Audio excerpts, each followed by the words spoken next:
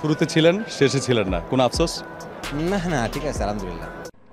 কুমিল্লাকে 3 বার শিরোপা জেতানো ইমরুল কায়েস আবারও অবহেলার শিকার। অবশেষে মুখ খুললেন ইমরুল, থাকছেন না কুমিল্লায়, নতুন দলে যাবার ঘোষণা দিলেন ইমরুল। হ্যাঁ প্রিয় দর্শক, তাই এই নিয়ে বিস্তারিত জানতে হলে ভিডিওটি না টেনে শেষ পর্যন্ত দেখতে থাকুন।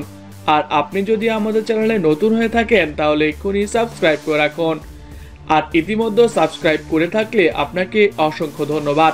বিপিএল এ 3 বার কুমিল্লাকে শিরোপা জিতিয়েছেন ইমরুল কায়েস, অথচ এবার সবার আগে ইমরুলকে ক্যাপ্টেনি থেকে বাদ দেয় কুমিল্লা।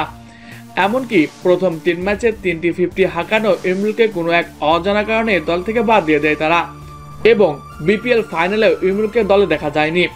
এইসব নিয়ে তিনি কোনোদিন মিডিয়ার সামনে কিছু বলেননি, সব বিষয় তিনি পেশাদার সিদ্ধান্ত হিসেবেই দেখেছেন।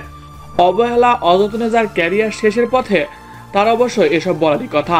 কুমিল্লার হয়ে 3টি শিরোপা জিতেছেন ইমরুল, টানা 2 আসরে 2 শিরোপা জিতে হ্যাট্রিক শিরোপা দান প্রান্তে নিয়ে গেছেন দলকে।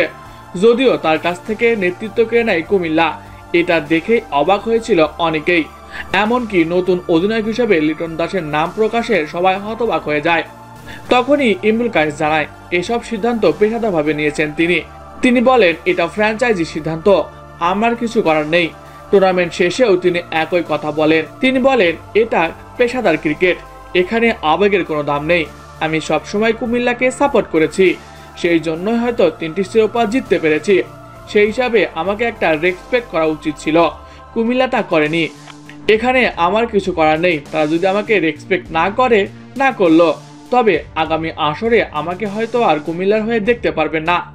আমি কুমিল্লা ফ্র্যাঞ্চাইজি ছাড়তে চাই, আগামী আসরে নতুন কোনো একটা ফ্র্যাঞ্চাইজির সঙ্গে আমি যুক্ত হব ইনশাআল্লাহ।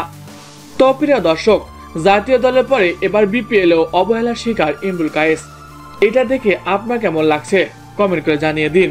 এছাড়াও খেলাধুলার সকল আপডেট সবার আগে পেতে হলে আমাদের চ্যানেলটি সাবস্ক্রাইব করতে ভুলবেন না। ধন্যবাদ সবাইকে।